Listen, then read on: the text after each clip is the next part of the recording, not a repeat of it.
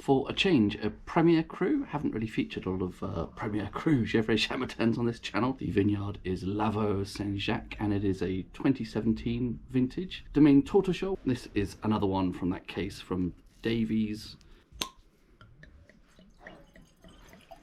Looks slightly on the dark side. One of those ones that it has that very brief whiff of icing sugar to begin with, and then it starts to veer into sort of possibly a little bit blackcurranty, Victoria plums. I think I've used the word glassy before to describe the consistency rather than silky.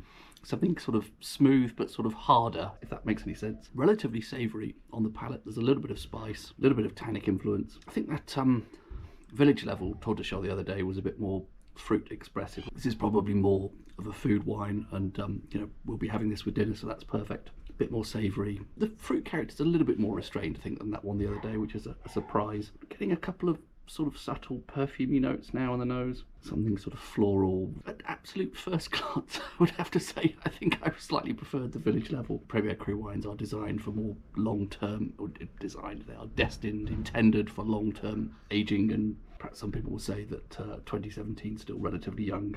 Certainly nothing I don't like about it. Put it that way.